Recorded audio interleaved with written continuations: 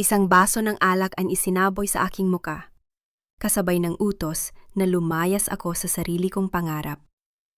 Wala kang lugar dito, Manang, sabi ng babaeng pakakasala ng anak ko.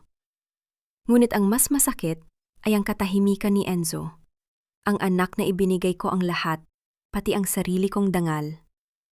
Ngayon, ang selyadong lihim ng nakaraan ay kailangan ng mabuksan.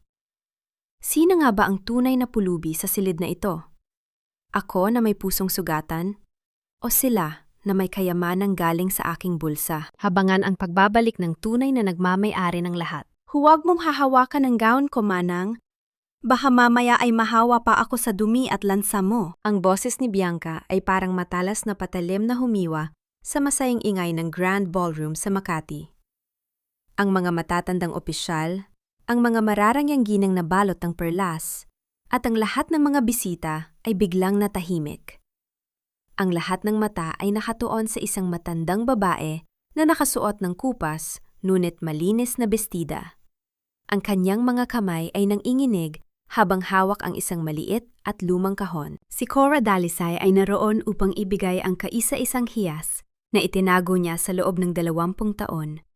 Isang pilak na pulseras na pinag-ipunan niya mula sa bawat sentimong kinita niya sa pagtitinda ng isda sa Batangas. Ito ang kanyang munting regalo para sa babaeng magiging kabiyak ng kanyang kaisa-isang anak na si Enzo. Ngunit bago pa man niya mailahad ang kanyang kamay, isang malamig at mapula-pulang likido ang bumuhos sa kanyang ulo. Walang pasabi, itiningala ni Bianca ang kanyang baso ng mamahaling wine at ibinuhos ito ng diretsyo sa mukha ni Cora. Ang bawat patak ng alak ay dahan-dahang gumapang sa kulubot na pisingi ng matanda, humahalo sa kanyang pawis at sa hindi pa bumubuhos na luha. Ang bango ng alak ay naging amoy ng pang-aalipusta sa gitna ng silid na puno ng mga taong ang tingin sa kanya ay isang basurang napadpad sa kanilang palasyo. Hindi gumalaw si Cora. Hindi siya umiyak. Ramdam niya ang panlalamig ng kanyang mga daliri at ang bawat tibok ng kanyang puso ay tila isang mabigat na martilyo na dumudurog sa kanyang dibdib. Ang telang itinahi niya ng puyat at pagod sa loob ng maraming gabi ay basa na ngayon na dungisan ng kulay ng dugo ng ubas. Ngunit ang mas masakit na latay ay hindi nanggaling kay Bianca, kundi sa lalaking nakatayo sa tabi nito. Enzo, ang tanging salitang lumabas sa tuyot na labi ni Cora. Ang kanyang mga mata, na puno ng pagmamahal at sakripisyo, ay humanap ng kakampi sa kanyang anak. Umaasa siyang sa gitna ng kahihiyang ito, may isang kamay na hahawak sa kanya. May isang boses na magsasabing, "Siya ang nanay ko." Ngunit nanatiling nakatayo si Enzo, matuwid at tila gawa sa bato. Ang kanyang mukha ay namumula, hindi dahil sa galit para sa kanyang ina, kundi dahil sa matinding kahihiyang nararamdaman niya para sa mga taong nakatingin. Iniwas niya ang kanyang paningin kay Cora at tumingin sa mga bisitang tila nanonood ng isang nakakaaliw na dula. "Ma, please," ang bulong ni Enzo, na sapat na para marinig ng mga nasa malapit. "Sinabi ko naman sa'yo, hindi mo na kailangang pumunta rito. Look at what you've done. Sinira mo ang pinaka-importanting gabi ng buhay ko." "Guard, pakidala na siya sa labas. Bigyan niyo na lang ng makakain sa gilid." Ang bawat salita ni Enzo ay tila isang karayom na isa-isang itinutusok sa puso ni Cora. Dahan-dahan, ngunit malalim. Ang anak na binuhat niya sa kanyang sinapupunan. Ang anak na binigyan niya ng lahat ng pangarap habang siya ay nagtitiis sa gutom, ay itinuturing na lamang siyang isang pagkakamaling kailangang itago. Ang katahimikan ni Cora ay naging mas malakas pa sa anumang sigaw. Binitawan niya ang hawak na kahon, at ang tunog nito sa makinis na sahig ay tila ang huling hininga ng kanyang pagtitiis. Tumalikod si Cora. Ang kanyang mga hakbang ay mabigat at walang direksyon. Habang papalabas siya sa naglalakihang pintuan ng ballroom, ang tanging naririnig niya ay ang muling pagtugtog ng masayang musika sa loob, na tila ba ang kanyang pag-alis ay isang basurang tuluyan ng naitapon. Sa gitna ng ulan sa labas ng hotel, tumigil si Cora. Tumingin siya sa kanyang mga kamay na magaspang at puno ng kalyo. Ang mga kamay na bumuo sa kinabukasan ng isang taong hindi siya kayang kilalanin. Sa lalim ng kanyang pagkatao, isang tanong ang nagpaulit-ulit na parang isang malungkot na awit sa dilim. Ito ba ang halaga ng 20 taon ng aking pag-iral bilang isang ina? Ang itanggi sa harap ng mundo at iwanan na duguan ang puso sa gitna ng karangyaan ng iba, hindi na lumingon si Cora. Hindi niya alam na sa dilim ng kalsada, may 3 anino ng malalaking sasakyan na naghihintay sa kanya. Handang bawiin ang reynang matagal ng nagpakumbaba. Umalis ka na rito, Manang.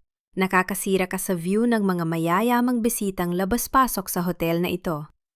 Amoy isda ka pa naman. Ang boses ng Gordia ay puno ng pandidiri, habang itinutulak niya si Cora palayo sa marangyang canopy ng hotel. Ang bawat pagtulak ay tila isang pagtatangkang burahin, ang pag-iral ng isang matandang babaeng. Ang tanghing kasalanan ay ang magmahal ng sobra. Ang ulan ay malakas na bumubuhos. Bawat patak ay parang maliliit na karayom na tumutusok sa balat ni Cora. Ngunit hindi niya nararamdaman ang lamig. Ang mas nararamdaman niya ay ang init ng kahihiyang nananalaytay sa kanyang mga ugat. Habang nakatayo sa gilid ng kalsada, basang-basa at nanginginig, napatingin si Cora sa malaking glass door ng hotel. Mula sa kinatatayuan niya, aninag ang liwanag ng mga chandelier na tila mga bituin sa langit. Naririnig niya ang mahinang tunog ng tawanan at ang kalansing ng mga mamahaling kubyertos. Doon sa loob, nagsisimula na ang bagong buhay ng kanyang anak. Isang buhay na wala siyang puwang. Ang kanyang kanang kamay ay dahan-dahang kinapa ang bulsa ng kanyang basang bestida. Nandun pa rin ang munting pilak na pulseras, ang hiyas na pinaghirapan niya sa loob ng maraming taon. Naalala niya ang bawat madaling araw na gumigising siya bago pa sumikat ang araw. Ang pagtitiis sa lamig ng tubig sa pier ng Batangas at ang pagbubuhat ng mabibigat na banyera ng isda para lamang makaipon ng pera para sa edukasyon ni Enzo. Bawat sentimo ay may kalakip na pangarap na balang araw. Ang kanyang anak ay tatayo ng may dangal sa harap ng mundo. Ngunit anong klaseng dangal ito, anak?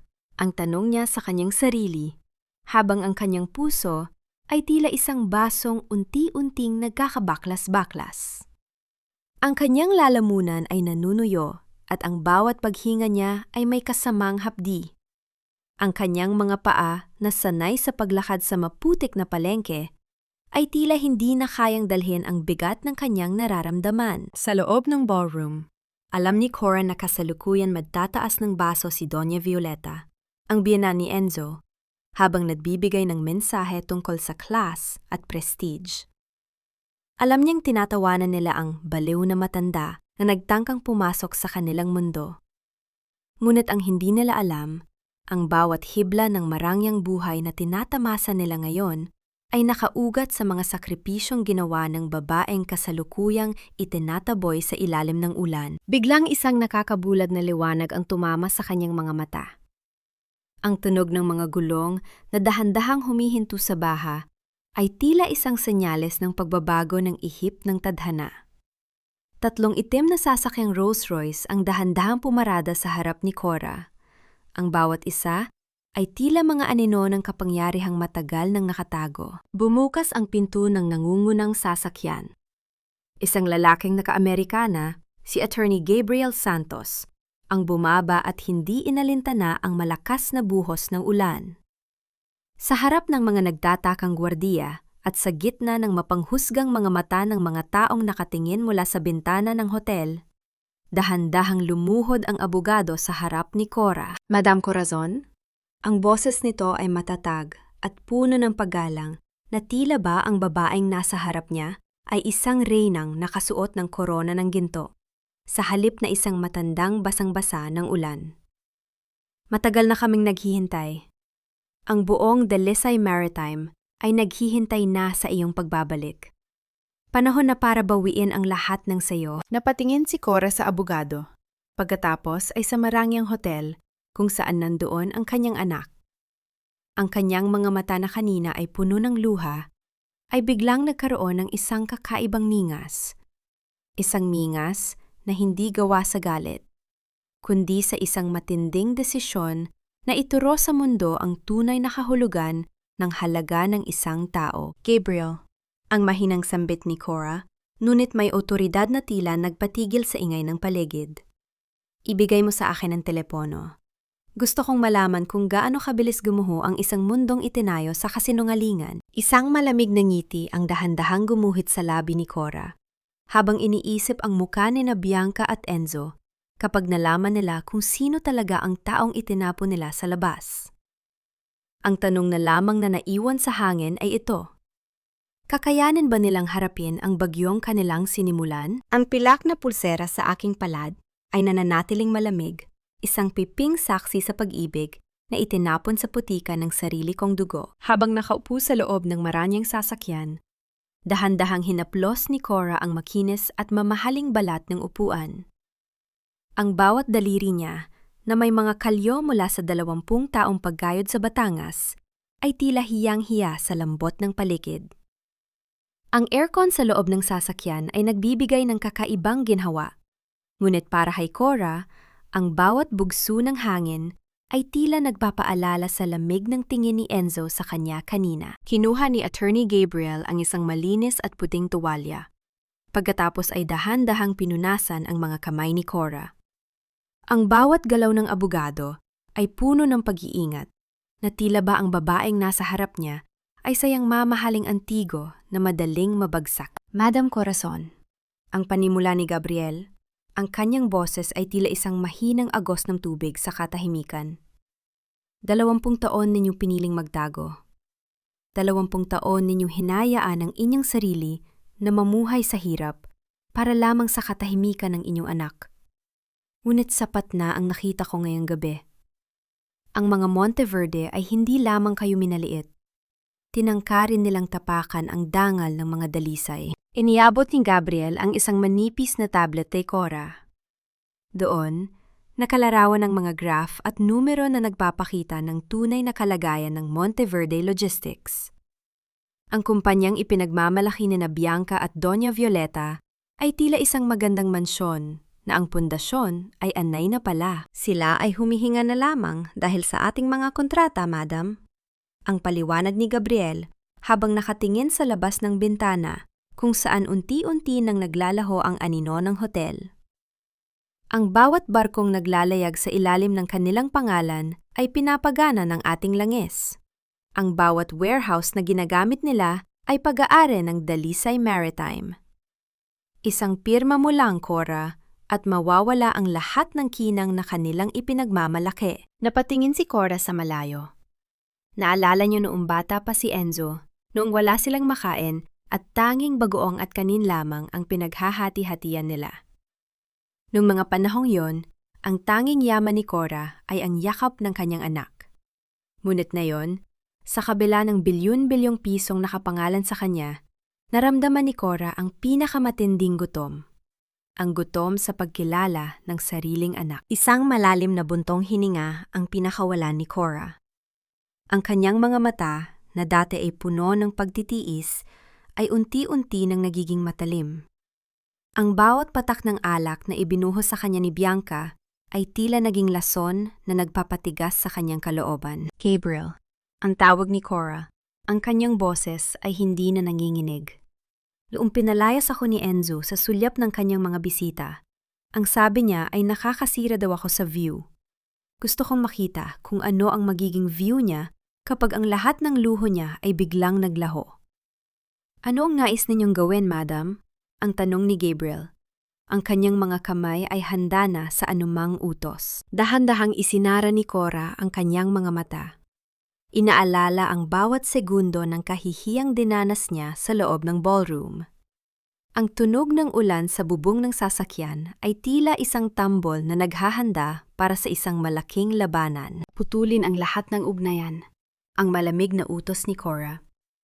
Ipasara ang lahat ng linya ng kredito ng mga Monteverde. Bawiin ang lahat ng warehouse sa loob ng 24 na oras. At ang kontratang nagpapanatili sa kanilang mga barko sa dagat Sunugin mo sa harap ng kanilang mga abogado. Masusunod, madam, ang sagot ni Gabriel. Isang maliit na ngiti ang sumilay sa kanyang labi. Habang papalayo ang sasakyan sa Makati, isang mensahe ang pumasok sa telepono ni Gabriel. Napatingin siya rito at pagkatapos ay kay Cora. Madam, tila nagsisimula na silang maghanap sa inyo. Si Enzo, tumatawag siya. Tila may napansin silang kakaiba sa gitna ng selebrasyon. Hindi lumingon si Cora. Hinayaan niyang tumunog ang telepono sa katahimikan ng gabi. Ang kanyang puso ay handa na para sa bagyong paparating. Ngunit ang tanong na nananatili sa kanyang isipan ay kung kakayanin ba niyang makita ang kanyang anak na bumagsak sa putikang dati niyang kinalalagyan. Ang bawat kislap ng mga diamante sa leeg ni Bianca ay tila mga bituin na walang liwanag sa harap ng katotohanang dahan-dahang gumagapang sa dilim. Sa loob ng maranyang ballroom ng Makati Shangri-La, ang tawanan ay tila isang walang katapusang musika. Ang bawat kalansing ng baso ng champagne ay nagpapahiwatig ng tagumpay para sa pamilya Monteverde. Ngunit sa gitna ng katuwaan, si Enzo ay hindi mapakali. Ang kanyang telepono sa bulsa ay kanina pa nagva-vibrate. Tila ba may isang mahalagang balita na pilit sumasabog upang marinig? Enzo, darling, bakit patingin ka ng tingin sa phone mo? Ang malambing, ngunit may halong utos na boses ni Bianca. Nakasandal ang kanyang ulo sa balikat ng asawa, habang ang kanyang mga mata ay nakapako sa malaking screen na nagpapakita ng kanilang mga pre-wedding photos. Hayaan mo muna ang trabaho. Ngayong gabi, tayo ang bida. Wala na rin naman ang istorbo, di ba? Ngumiti ng pilit si Enzo. Ngunit ang kanyang puso ay tila isang ibon na nakakulong sa hawla. Naalala niya ang mukha ng kanyang ina. Ang lungkot sa mga mata nito bago ito kinaladkad palabas. Isang bahagi ng kanyang pagkatao ang gustong tumakbo at hanapin si Cora. Ngunit ang takot na mawala ang lahat ng karangyang tinatamasa niya ngayon ang nagpako sa kanya sa upuan. Biglang tumigil ang musika. Ang lahat ng ilaw ay dahan-dahang namatay, maliban sa isang maliwanag na spotlight na nakatutok sa naglalakihang pintuan ng ballroom. Ang host ng programa ay umakyat sa entablado. Ang kanyang tinig ay puno ng pananabik. Mga kaibigan, mga kagalang-galang na bisita, ang panimula ng host. Isang malaking karangalan ang ipaalam sa inyo na ang ating panauhing pandangal, ang kaisa-isang tagapagmana at chairwoman ng Dalisay Maritime and Logistics, ay narito na upang personal na batiin ang ating mga bagong kasal. Ang babaeng nasa likod ng pinakamalaking industriya ng barko sa bansa, Madam Corazon Dalisay. Ang tunog ng malakas na pagsinghap ng hangin ay tila isang marahas na hangin na dumaan sa silid. Si Doña Violeta ay napatayo. Ang kanyang muka ay puno ng pagkagulat at galit. Dalisay, ang akala ko ba ay hindi siya darating? Enzo, hindi mo sinabi na ang investor natin ay kapangalan ng matandang yon. Dahan-dahang bumukas ang malaking pinto. Ang tunog ng mga mabibigat na sapatos ng mga bodyguard na naglalakad ng sabay-sabay ay tila isang babala sa katahimikan. Sa gitna ng 6 na lalaking naka-Amerikana, isang babae ang dahan-dahang humakbang papasok. Ang babaeng ito ay hindi ang matandang nakasuot ng kupas na damit. Siya ay nakasuot ng isang mahaba at eleganteng itim na gown na gawa sa pinakamahal na sutla. Ang kanyang buhok ay maayos na nakapusod at sa kanyang leeg ay nagniningning ang isang kwintas na gawa sa mga bihirang perlas. Ang bawat hakbang niya ay tila isang utos sa sahig na magbigay-pugay. Ang kanyang mukha, na dati ay puno ng pagpapakumbaba, ay ngayon ay tila isang pader na yari sa asero. Malamig, matatag, at hindi matitinag. Si Bianca ay dahan-dahang binitawan ang kanyang baso. Ang tunog ng kristal na bumagsak sa carpeted floor ay hindi narinig. Ngunit ang pagtalsik ng alak sa kanyang puting gown ay tila isang mansa na hinding-hindi na mabubura. Ang kanyang mga labi ay nanginig, habang ang kanyang mga mata ay nanlalaki sa takot at pagkabigla. Ma? Ang tanging salitang lumabas sa bibig ni Enzo. Isang bulong na tila ba isang panaginip na ayaw niyang maging totoo. Hindi lumingon si Cora sa kanyang anak. Sa halip, ang kanyang mga mata ay diretsong nakatingin kay Bianca at Doña Violeta. Ang kanyang labi ay dahan-dahang gumuhit ng isang ngiti. Isang ngiti na hindi nagbibigay ng init, kundi ng isang matinding panlalamig na tila ba ang buong ballroom ay naging isang malaking freezer. Magandang gabi sa inyong lahat. Ang boses ni Cora ay umalingaw-ngaw sa bawat sulok ng silid, malinaw at puno ng otoridad. Humihingi ako ng paumanhin kung ako ay nahuli. Masyado kasing madulas ang daan dahil sa ulan, at dahil na rin sa alak na kumalat sa aking damit kanina. Ang katahimikan sa loob ng ballroom ay tila isang mabigat na kumot na bumalot sa lahat. Walang sinuman ang nangahas na huminga ng malakas, habang si Cora ay dahan-dahang naglalakad patungo sa gitna ng entablado. Ang bawat kislap ng kanyang mga perlas ay tila sumasalamin sa bawat luhang pinakawalan niya sa loob ng 20 taon. Tumigil si Cora sa harap ni Bianca at Enzo. Inilahad niya ang kanyang kamay, ang mga daliring kanina lang ay itinaboy, ay ngayon ay pilit na gustong hawakan ng lahat para lamang sa isang pabor. Bianca, iha! Ang tawag ni Cora. Ang kanyang boses ay tila isang malambot na sutla na may nakatagong patalim. Tila may mansa ang iyong gown. Huwag kang mag-alala. Simula ngayong gabi, marami pang bagay ang madudungisan sa buhay mo na hinding-hindi mo na malilinis. Ang cliffhanger. Ang pagdinig ng buong katawan ni Bianca ay lalong tumindi nang mapansin niyang ang lahat ng mga waiter ay nagsimula ng iligbit ang mga pagkain at ang mga bodyguard ni Cora ay dahan-dahang pumapalibot sa mesa ng pamilya Monteverde. Isang senyales na ang party ay hindi pa natatapos, kundi ang kalbaryo nila ang kapapasok pa lamang. Cora, Madam Corazon, napakalaki naman yata ng pagkakamaling ito. Isang malaking biro lamang ang nangyari kanina.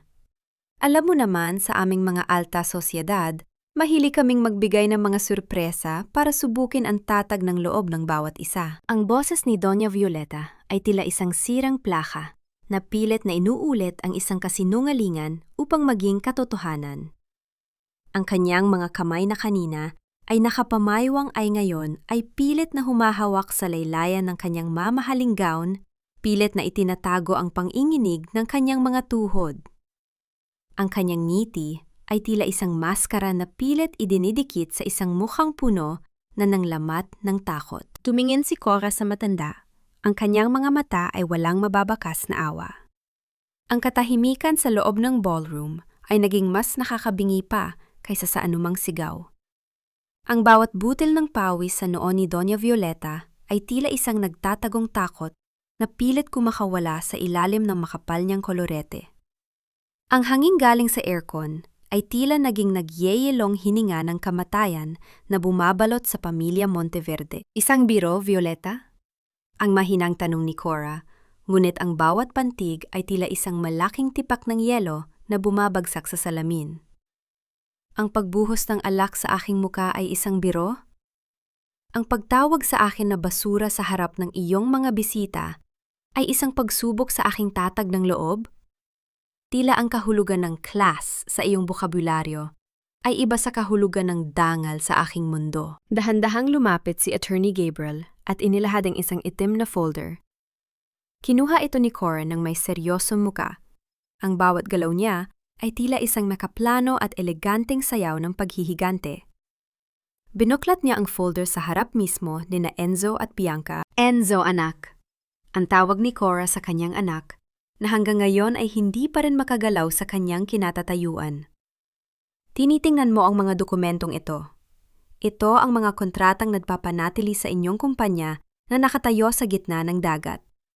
Ngunit sa ilalim ng mga pirma rito, hindi ang pangalan ng mga Monteverde ang nakasulat, kundi ang pangalan ko. Ang bawat pahina ng dokumento ay tila isang hakbang pababa sa impyerno para kay Bianca.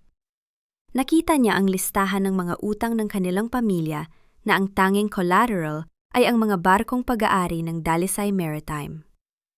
Ang kinang ng kanyang singsing ay tila nawala ng silbi sa harap ng katotohanang sila ay nabubuhay na lamang sa awa ng babaeng kanina lang ay itinaboy nila. Makinig ka muna. Ang pagmamakaawa ni Enzo, ang kanyang boses ay tila isang bata na nahuli sa isang malaking kasalanan.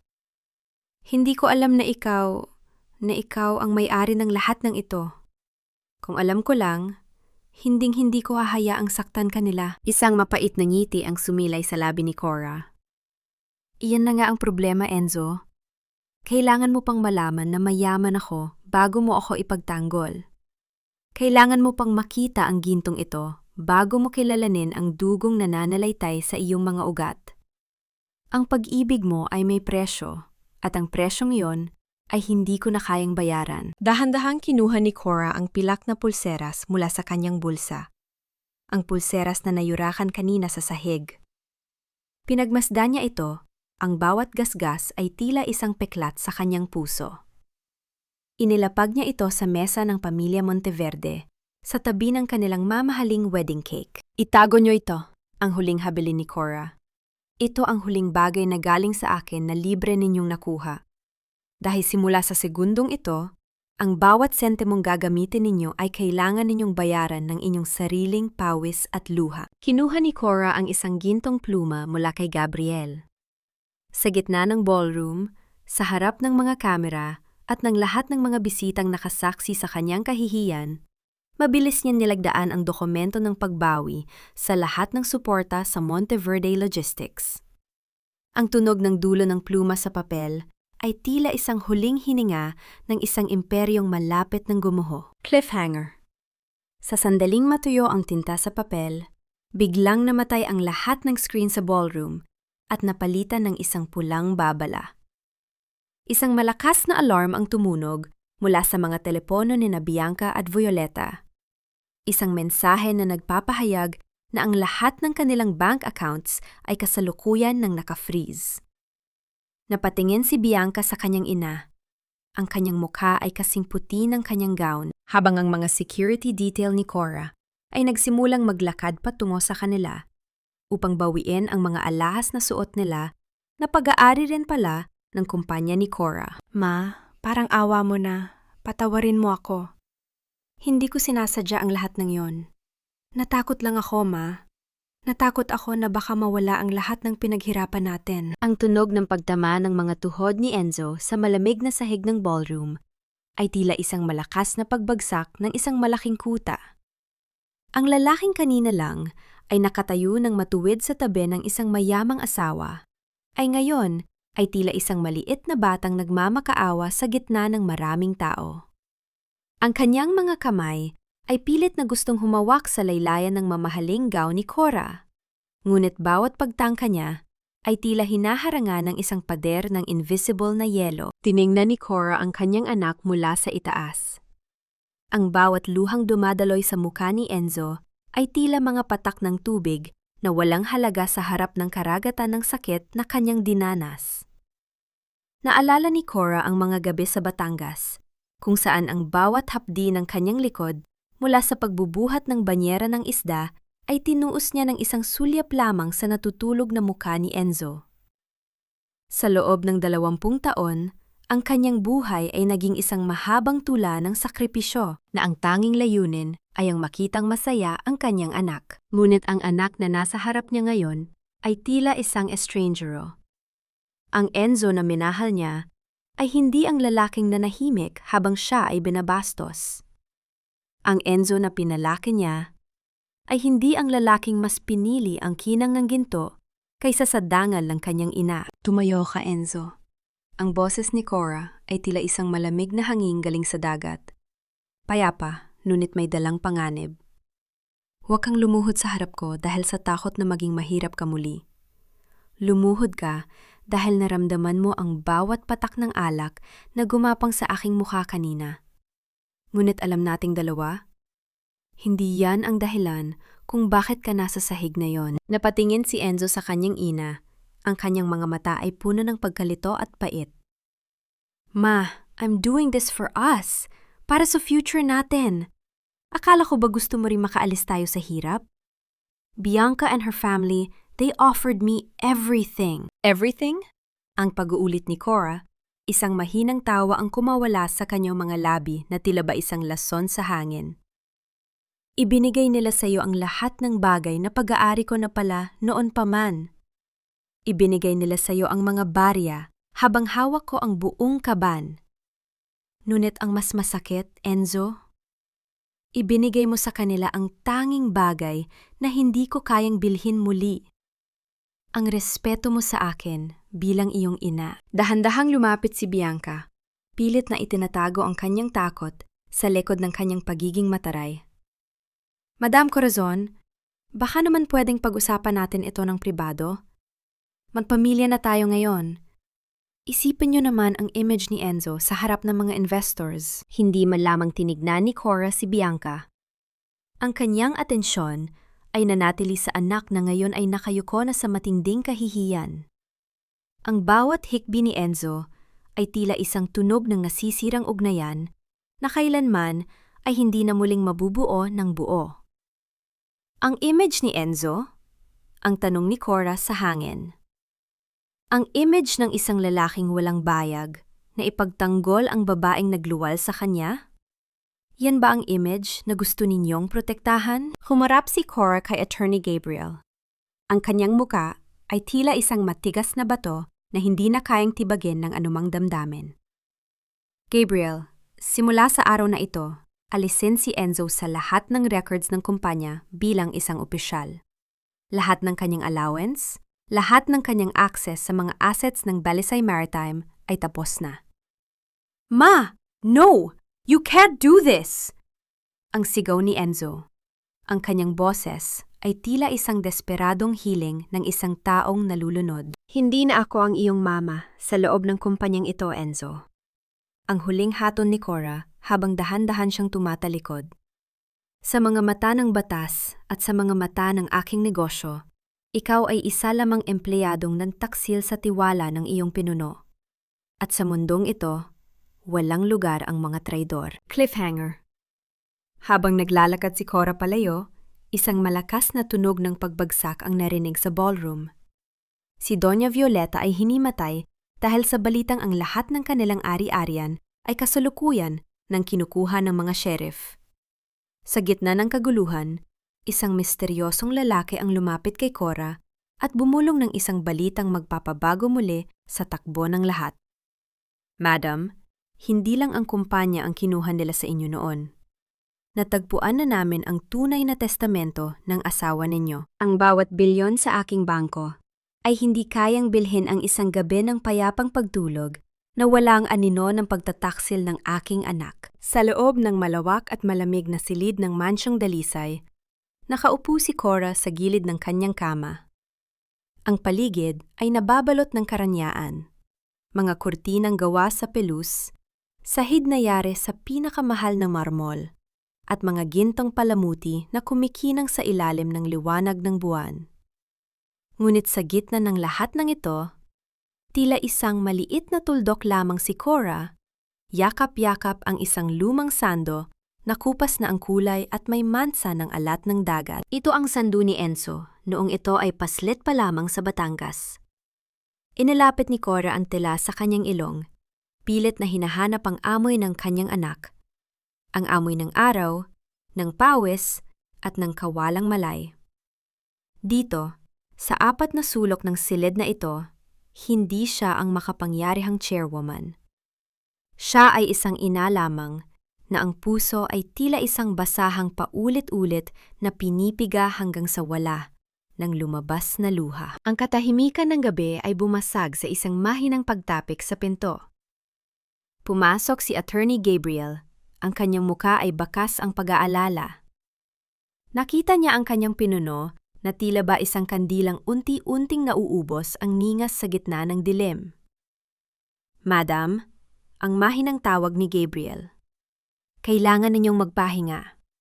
Marami pa tayong gagawin bukas para sa formal na paglipat ng mga ari-arian ng mga Monteverde. Gabriel, ang boses ni Cora ay tila galing sa ilalim ng lupa, tuyot, at walang buhay. Sa tingin mo ba, Kung hindi ko itinago ang yaman ko, magiging ganito pa rin si Enzo? Magiging ganito ba siya kalamig? O baka naman ako ang may kasalanan dahil tinuruan ko siyang maging matiis sa hirap hanggang sa natutunan na rin niyang tiisin ang sarili niyang ina. Hindi nakasagot si Gabriel.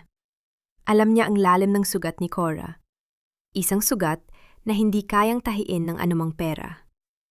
Ang bawat barya na inipon ni Cora para sa kinabukasan ng anak ay naging mga pako na ngayon ay nagbabaon sa kanya sa krus ng kalungkutan. Biglang naging magulo ang paligid nang marinig ang boses ng isang babaeng nagwawala sa labas ng mansyon. Ang tunog ng mga sapatos na mabilis na naglalakad sa hallway ay nagpapahiwatig ng isang hindi inaasahang bisita. Bumukas ng marahas ang pinto at pumasok si Bianca. Ang kanyang buhok ay gulo-gulo at ang kanyang mga mata ay nanlilisik sa galit at desperasyon. "You old witch!" ang sigaw ni Bianca. Ang kanyang boses ay tila isang matalim na kuko na kumakamot sa pader. Akala mo ba ay mananalo ka? Akala mo ba ay makukuha mo ang lahat sa amin nang ganun-ganun lang? Look at Enzo! He's a mess! Sinira mo ang lalaking mahal ko. Dahan-dahang tumayo si Cora. Ang kanyang muka ay bumalik sa pagiging isang maskara ng asero. Inilapag niya ang lumang sando sa kama nang may matinding pag-iingat. "Mahal?" ang tanong ni Cora. Ang kanyang boses ay naging malamig na tila yelo. "Minahal mo ba ang anak ko, Bianca? O minahal mo ang ideya na mayroon kang kontrol sa isang lalaking akala mo ay alipin mo dahil sa hirap?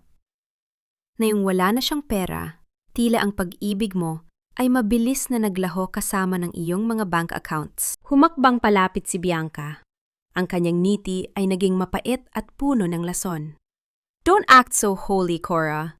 Akala mo ba ay hindi ko alam ang sikreto ng pamilya niyo? Akala mo ba ay naniniwala ako sa kwento mong namatay ang asawa mo dahil sa sakit?" Tumigil ang tibok ng puso ni Cora. Ang kanyang mga kamay ay dahan-dahang naikuyom sa likod ng kanyang gown. "May mga dokumento ang daddy ko." Ang gulong ni Bianca, na sapat na para magpabago sa timpla ng hangin sa silid. Tungkol sa aksidente sa pier, 20 taon na ang nakalilipas. Alam namin kung sino ang may kasalanan, kung bakit ka naging biyuda. At kapag nalaman ito ni Enzo, kapag nalaman niya na ang inang sinasamba niya ay may itinatagong madilim na nakaraan tungkol sa kanyang ama, sa tingin mo ba ay babalikan ka pa niya? Cliffhanger. Ang paniningkit ng mga mata ni Cora ay tila isang babala ng isang darating na tsunami. Ngunit bago pa man siya makasagot, isang anino ang gumalaw sa may pintuan. Si Enzo ay nakatayo doon. Ang kanyang muka ay maputla at ang kanyang mga mata ay puno ng bagong uri ng sakit. Narinig niya ang lahat. Ang tanong na nananatili sa hangin ay kung ang katotohanan ito ba ang tuluyang puputol sa natitirang hibla ng kanilang ugnayan o kung ito ang magiging susi sa isang mas malalim na digmaan. Ang katotohanan ay parang aninong nagtatago sa ilalim ng bawat kasinungalingan, naghihintay lamang ng sikat ng araw upang lumitaw ang tunay na anyo at maningil ng utang. Ang silid na kanina lang ay puno ng sigaw ni Bianca ay biglang binalot ng isang nakabibinging katahimikan. Ang hangin ay tila naging malapot. Mahirap hingahin para kay Enzo na nanatiling nakatayo sa may pintuan. Ang kanyang mga kamay ay dahan-dahang nanginig habang ang kanyang paningin ay nagpapalipat-lipat sa kanyang asawa at sa kanyang ina. Ang salitang aksidente ay tila isang sumpa na paulit-ulit na umuukit sa kanyang isipan. Dahan-dahang humakbang si Cora patungo kay Bianca. Hindi siya mabilis, hindi siya galit, ngunit ang bawat tapak ng kanyang paa sa marmol na sahig ay tila tunog ng isang paparating na hatol. Ang kanyang mga mata ay hindi kumukurap, nakatitig ng diretso sa nangangatal na mga mata ng babaeng nagtangkang takutin siya. "Ipagpatuloy mo, Bianca." Ang boses ni Cora ay tila isang bulong ng hangin sa gitna ng sementeryo. "Sabihin mo kay Enzo ang tungkol sa aksidenteng sinasabi mo. Sabihin mo sa kanya kung paano ang tatay mo, si Don Rigor Monteverde, ay hindi na kontento sa pagnanakaw ng aming mga kumpanya 20 taon na ang nakalilipas. Sabihin mo sa kanya ang tungkol sa gabing iyon sa pier. Ang mukha ni Bianca ay biglang nawala ng kulay. Ang kanyang pagmamataas ay tila isang balong na tuyuan ng tubig. Huwag mo akong baliktarin. Ang sabi ni Daddy, ikaw ang dahilan kung bakit naghirap si Arturo Dalisay. Isang mapait na ngiti ang dahan-dahang gumuhit sa labi ni Cora. Ang tatay mo, si Rigor. Ang taong itinuring na kapatid ng aking asawa. Siya ang nag-ayos ng mga dokumento upang magmukhang bangkarote ang aming pamilya. At nang matuklasan ni Arturo ang katotohanan, nang tangkain niyang bawiin ang Dalisay Maritime, doon nangyari ang aksidente. Napahawak si Enzo sa gilid ng pinto upang hindi matumba. Ang bawat salita ng kanyang ina ay tila isang malaking bato na dumudurog sa kanyang puso. Ang alaala ng kanyang ama na nakahiga sa isang simpleng kabaong ay muling nagbalik, sariwa at masakit. Hindi aksidente ang pagbagsak ng crane sa pier na yon, Enzo. Ang pagpapatuloy ni Cora, ang kanyang boses ay nanginginig na sa lalim ng emosyon. 20 taon kong itinago ang lahat. Namuhay ako sa hirap sa Batangas, nagtinda ng isda, nagtiis sa pangungutya ng mga kapitbahay. Hindi dahil sa wala akong pera, kundi dahil kailangan kong protektahan ka mula sa mga Monteverde. Alam ko na kapag nalaman ni Rigor na buhay pa ang nag-iisang tagapagmana ni Arturo, hindi siya titigil hanggat hindi ka nawawala. Tumingin si Cora kay Bianca. Ang kanyang paningin ay tila isang matalim na espada. At ngayon, ang anak ng mamamatay tao ay pumasok sa aking pamamahay upang takutin ako? Ang akala mo ba ay hindi ko alam na ang pagpapakasal mo kay Enzo ay bahagi rin ng plano ninyo upang tuluyang makuha ang natitirang yaman ng mga Dalisay? Hindi totoo yan! Ang sigaw ni Bianca. Ngunit ang kanyang boses ay tila isang piping hiling na wala nang naniniwala. Dahan-dahang lumapit si Attorney Gabriel at may iniabot na isang makapal na envelope kay Enzo.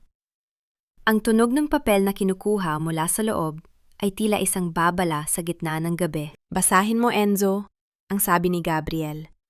Yan ang mga lihim na transaksyon ng mga Monteverde. Yan ang mga ebidensya na ang tatay ni Bianca ang nag-utos na luwagan ang mga tornilyo ng crane 20 taon na ang nakalilipas.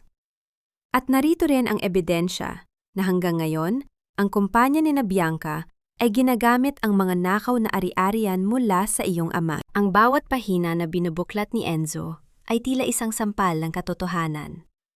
Nakita niya ang pirma ni Don Rigor, ang mga larawan ng pier, at ang mga testimonya ng mga saksi na binayaran upang manahimik. Ang kanyang buong mundo, ang kanyang kasal, at ang babaeng pinangakuan niya ng habang buhay ay tila naging isang malaking bitag na gawa sa dugo at kasinungalingan. Humarap si Enzo kay Bianca. Ang kanyang mga mata ay puno ng matinding galit at pagkamuhi. Ang pag-ibig na ipinaglaban niya kanina ay tila naging isang madilim na uling na wala ng init. Cliffhanger. Sa gitna ng tensyon, isang malakas na tunog ng sirena ng pulis ang narinig mula sa labas ng mansyon. Isang grupo ng mga operatiba ang dahan-dahang pumasok sa loob, dala ang isang warrant of arrest. Ngunit hindi ito para kay Cora. Ang mga pulis ay diretsyong lumapit kay Bianca at sa isang matandang lalaking kararating lang at kasalukuyang nakaposas na, si Don Rigor Monteverde. Ang tanong ngayon ay, kung paano haharapin ni Enzo ang katotohanang, ang babaeng nasa kanyang tabi ay ang anak ng lalaking pumatay sa kanyang ama. At kung may puwang pa ba ang patawad sa pusong puno na ng poot. Wala ka ng silbi, Enzo. Isang malaking basura ka na lang sa paningin ko. Ang boses ni Bianca ay umalingaw sa madilim at mainit na penthouse suite na dapat sana ay magiging paraiso ng kanilang unang gabi bilang mag-asawa. Ngunit ang karangyaan ay tila naglaho kasabay ng pagkaputol ng kuryente at ang pag-freeze ng lahat ng credit cards. Ang tanging liwanag na nagmumula sa mga post ng ilaw sa labas ng bintana ay nagbibigay ng nakakatakot na anino sa mukha ni Bianca na ngayon ay wala ng bahid ng tamis, kundi puno ng purong pagkamuhi. Dahan-dahang napaupo si Enzo sa gilid ng kama. Ang kanyang tuxedo ay gusot-gusot na, at ang kanyang puso ay tila isang tuyong dahon na madaling madurog. Naalala niya ang mga pangarap na binuo niya kasama si Bianca. Ang pangakong bubuo sila ng sariling imperyo, ang mga salitang, "Mahal kita kahit anong mangyari." Ngunit sa loob lamang ng ilang oras, ang mga pangakong yon ay tila naging mga bula na pumutok sa harap ng malupit na katotohanan. "Bianca, asawa mo ako." Ang mahinang sambit ni Enzo. Ang kanyang boses ay nanginginig sa pagitan ng pagod at sakit. "Namatay ang tatay ko dahil sa pamilya mo. Nawala ang lahat sa amin dahil sa inyo. Pero heto ako, pinili pa rin kita. Akala ko ba magkasama tayo sa hirap at ginhawa?" Isang mapait na tawa ang kumawala sa mga labi ni Bianca. Isang tunog na tila kalansing ng mga basag na kristal sa sahig. Humakbang siya palapit kay Enzo. Ang kanyang mga mata ay nanlilisik sa galit. "Hirap at ginhawa? Enzo, huwag kang maging tanga. Pinakasalan kita dahil akala ko ay ikaw ang susi para tuluyang makuha ng pamilya ko ang Dalisay Maritime. Pinakasalan kita dahil sa bilyon-bilyong pisong akala namin ay mapapasa kamay namin. Pero ano ang nakuha ko? Isang lalaking walang alam kundi ang sumunod sa saya ng nanay niyang tindera ng isda." Ang bawat salita ni Bianca ay tila isang lason na dahan-dahang pumapatay sa natitirang pag-ibig sa puso ni Enzo. Ramdam niya ang panlalamig ng kanyang mga kamay habang ang pawis ay gumagapang sa kanyang likod dahil sa patay na aircon. Ang bango ng mga mamahaling bulaklak sa silid ay napalitan ng amoy ng pagkabulok. Ang pagkabulok ng isang relasyong itinayo sa pundasyon ng kasinungalingan. "Hindi mo ba ako minahal kahit konti?" ang tanong ni Enzo. Ang kanyang mga mata ay nakatingin sa kawalan. "Ang mahalin ka?" Isang malaking pagkakamali iyon. Ang sagot ni Bianca habang mabilis na nililigpit ang kanyang mga gamit sa isang mamahaling maleta. "Isang pabigat ka lang sa buhay ko, Enzo. At ngayong, nalaman na ng buong mundo na ang nanay mo ang may hawak ng lahat at ikaw ay itinakwil na niya, wala ka ng halaga sa akin.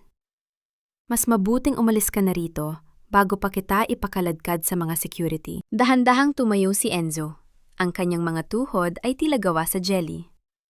Tiningnan niya ang babaeng minahal niya nang higit pa sa kanyang sariling ina. Ang Bianca na nasa harap niya ay hindi ang babaeng hinalikan niya sa altar kanina. Siya ay isang estrangero na may pusong yari sa bato. "Lalabas ako," ang sabi ni Enzo. Ang kanyang boses ay naging matatag sa gitna ng pagkawasak. "Lalabas ako hindi dahil iniuutos mo, kundi dahil hindi ko na masikmura ang amoy ng kataksilan sa silid na ito. Tama si Mama. Ang tunay na yaman ay hindi nasusukat sa gintong suot, kundi sa katapatan ng pusong tinitirhan." Habang naglalakad si Enzo patungo sa pinto, hindi siya lumingon. Bawat hakbang niya sa makinis na sahig ay tila isang tunog ng paglaya mula sa isang gintong hawla. Ngunit sa labas ng pintuan, ang kadiliman ng hallway ay tila sumasalamin sa kawalan ng katiyakan ng kanyang kinabukasan. Ito ba ang kabayaran ng pagtalikod ko sa aking ina? Ang maiwan na walang-wala, sa piling ng isang taong hindi man lang ako kilala? Cliffhanger. Nang marating ni Enzo ang lobby ng hotel, nakita niya ang mga balita sa malaking screen. Ang kanyang larawan ay nakabandera sa lahat ng istasyon. Ang disinherited son ng Dalisay Maritime. Ngunit bago pa man siya makalabas ng gusali, isang grupo ng mga lalaking naka-Amerikana ang humarang sa kanya. Hindi sila mga tauhan ni Cora, kundi mga kolektor ng utang ng pamilya Monteverde na ngayon ay naniningil na sa kanya bilang asawa ni Bianca. Ang bawat butil ng buhangin sa aking paanan ay tila mga saksi sa bawat hakbang ng aking pagbagsak mula sa itaas ng langit patungo sa lupang aking kinalimutan. Dahan-dahang naglalakad si Enzo sa dalampasigan ng Batangas, ang lugar kung saan siya unang natutong mangarap. Ang kanyang suot na taksido ay wala na. Napalitan ito ng isang luma at butas-butas na t-shirt na hiningi lamang niya sa isang mabait na super ng boss. Ang init ng sikat ng araw ay tumatama sa kanyang balat, nagbibigay ng hapti na tila ba ang kalikasan mismo ay naniningil sa kanyang mga kasalanan. Ang amoy ng lansa at alat ng dagat na dati ay kinasasuklaman niya at itinuturing na amoy ng kahirapan, ay ngayon ay tila nag-iisang bagay na nagpapaalala sa kanya na siya ay buhay pa. Ang kanyang tiyan ay dahan-dahang kumakalam, isang tunog ng gutom na matagal na niyang hindi nararamdaman. Sa bawat bahay na nadadaanan niya, nakikita niya ang mga pamilyar na mukha. Ang mga kapitbahay na dati ay pinagmamalaki niya, ngunit nitong mga huling taon ay hiyang-hiya niyang kilalanin. O hindi ba't si Enzo yan? Ang mahinang bulong ni Aling Marta, ang matandang tindera ng kape sa kanto. Ang kanyang boses ay tila isang hangin na mabilis na kumalat sa buong paligid. Ang balita ko ay nakapag-asawa yan ng milyonarya sa Maynila. Bakit tila mas masahol pa ang hitsura niya sa isang kargador na yon? Hindi sumagot si Enzo. Nanatili siyang nakayuko. Ang kanyang mga mata ay nakatitig lamang sa kanyang mga paang puno ng paltos. Ang bawat sulyap ng mga tao ay tila mga latay ng latigo sa kanyang likod. Ang kahihiyan ay mas masakit pa kaysa sa gutom na kanyang nararamdaman. Narating niya ang tapat ng kanilang lumang bahay, ang maliit na dampa na yari sa kawayan at nipa. Ngunit laking gulat niya nang makitang hindi na ito ang madilim at malungkot na bahay na iniwan niya. Ang paligid ay puno ng mga tao, mga batang nagtatakbuhan at mga ina na may bitbit na mga supot ng pagkain. Sa gitna ng lahat ng ito, nakatayo ang isang malaking tent na may nakasulat na Dalisay Foundation, pag-asa sa bawat pamilya. Doon, sa gitna ng maraming tao, nakita niya si Cora.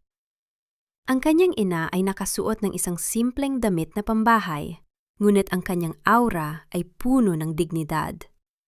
Ang kanyang mga kamay, na dati ay puno ng kalyo sa pagtitinda ng isda, ay ngayon ay dahan-dahang nag-aabot ng mga relief goods sa mga nangangailangan. Ang kanyang mga ngiti ay tila isang liwanag na nagbibigay ng init sa lahat ng lumalapit sa kanya. Salamat, Madam Corazon. Napakalaki po ng tulong ninyo sa amin. Ang sabi ng isang matandang lalaki habang humahalik sa kamay ni Cora. Huminto ang mundo ni Enzo. Dahan-dahan siyang lumapit, ang kanyang puso ay tila isang tambol na mabilis na tumitibo. Nais niyang tumakbo, yakapin ang kanyang ina at humingi ng patawad sa lahat ng kanyang kamalian. Nais niyang sabihin na gutom siya, na pagod na siya, at nais na niyang bumalik sa piling nito. Ma! Ang mahinang tawag ni Enzo, ang kanyang boses ay napaos dahil sa uhaw at pagod. Tumigil si Cora sa kanyang ginagawa. Dahan-dahan siyang lumingon at ang kanyang mga mata ay tumama sa mga mata ng kanyang anak. Ngunit sa halip na yakap at luha ng kagalakan, ang nakita ni Enzo ay isang malamig at walang emosyong tingin. Tila ba ang taong nasa harap niya ay hindi ang anak na kanyang inalagaan sa loob ng 20 taon, kundi isang estrangero na nagkataon lang na napadaan. Tiningnan ni Cora ang hitsura ni Enzo mula ulo hanggang paa. Ang maduming damit, ang mga sugat sa paa, at ang mukhang puno ng pait. Pagkatapos, nang walang sinasabi kahit isang salita, dahan-dahang ibinaling ni Cora ang kanyang paningin sa susunod na taong nakapila. Sino ang susunod? Ang tanong ni Cora sa isang malakas at matatag na boses. Tila ba hindi niya narinig ang pagtawag ni Enzo? Cliffhanger. Naniga si Enzo sa kanyang kinatatayuan. Ang katahimikan ng kanyang ina ay mas masakit pa kaysa sa anumang sigaw o sampal. Habang siya ay nakatayo doon, biglang dumating ang isang mamahaling itim na sasakyan at bumaba si Attorney Gabriel upang samahan si Cora. Napansin ni Gabriel si Enzo at tila may sasabihin, ngunit mabilis siyang pinigilan ni Cora sa pamamagitan ng isang simpleng kumpas ng kamay. Hayaan mo siya, Gabriel. Ang mga taong hindi marunong lumingon sa kanilang pinanggalingan ay kailangang matutong maglakad mag-isa sa dilim. Ilabas niyo ang inyong mga kamay sa aking mga kagamitan. Huwag ninyong hawakan ang mga iyan, mga hampas lupa. Alam niyo ba kung magkano ang halaga ng bawat kristal na yan? Ang matinis at garalgal na boses ni Doña Violeta ay umalingaw-ngaw sa malawak na pasilyo ng mansyong Monteverde. Ngunit sa pagkakataong ito, wala nang sinumang nang inginig sa takot sa kanyang harap. Ang mga lalaking nakauniporme ay patuloy sa pagbubuhat ng mga antigong mesa, mga mamahaling painting, at maging ang malalaking florera na dati ay simbolo ng kanyang kapangyarihan. Ang bawat hakbang ng mga trabahador sa makinis na sahig ay tila tunog ng isang orasan na mabilis na tumatakbo patungo sa kanyang katapusan. Nakatayo si Violeta sa gitna ng sala. Suot ang kanyang pinakamahal na telang seda at mga alahas. Pilit na pinapanatili ang imahe ng isang reyna sa gitna ng gumuguhong kaharian. Ngunit ang pawis na gumagapang sa kanyang makapal na kolorete ay nagpapakita ng tunay na takot. Ang bay ng aircon ay wala na, napalitan ng maalinsangang hangin na tila nanunuya sa kanyang kalagayan. Mami, tumigil ka na. Nakakahiya. Maraming tao sa labas. Baka makuhanan tayo ng video. Ang iritableng sigaw ni Bianca habang mabilis na naglalakad pababa ng hagdan. Ngunit hindi siya nakasuot ng pangkasal. Nakasuot siya ng damit na pang-alis. At ang kanyang mga kamay ay may bit-bit na 2 malaking maleta. Napatigil si Violeta at napatingin sa kanyang anak. Bianca, saan ka pupunta? Tulungan mo akong tawagan ng mga abogado natin. Kailangang pigilan ang foreclosure na ito. Hindi pwedeng makuha ni Cora ang bahay na ito. Isang mapait at malamig na tawa ang kumawala sa mga labi ni Bianca. Abogado? Mami, wala na tayong pambayad sa kanila. At ang bahay na ito, kanina pa pirumado ang mga dokumento. Pag-aari na ito ng Dalisay Maritime. Sinabihan na kita, hindi ba? Masyado kang naging kampante sa pag-apa kay Cora.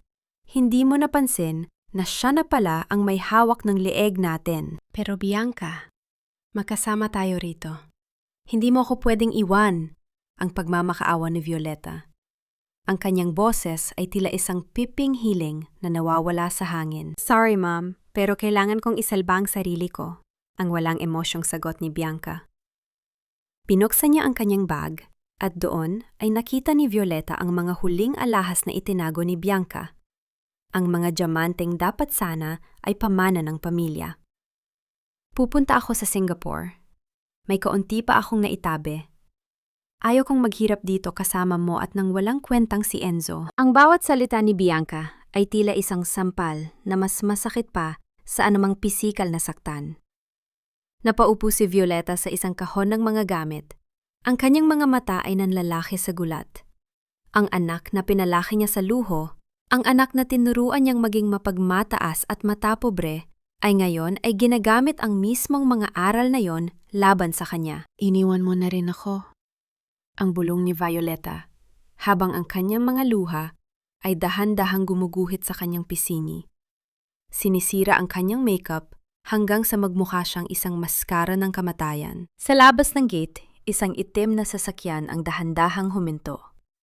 Bumaba ang bintana nito at lumitaw ang mukha ni Cora. Ang kanyang paningin ay diretso sa mansyong unti-unti nang binabalot ng kadiliman. Nakita niya si Bianca na mabilis na sumakay sa isang taxi, iniwan ang kanyang ina na sumisigaw sa pintuan. Madam, gusto niyo po bang bumaba? Ang tanong ni Attorney Gabriel mula sa driver's seat. Huwag na, Gabriel, ang mahinang sagot ni Cora. Ang kanyang boses ay puno ng pait at katarungan. Sapat na ang makita ang bunga ng kanyang itinanim. Ang taong nagturo ng kasakiman sa kanyang anak ay sa huli ay magiging biktima rin ng kasakimang iyon. Cliffhanger. Habang paalis ang sasakyan ni Cora, isang malakas na tunog ng pagbagsak ng pintuan ang narinig mula sa loob ng mansyon. Si Doña Violeta ay naiwang mag-isa sa dilim.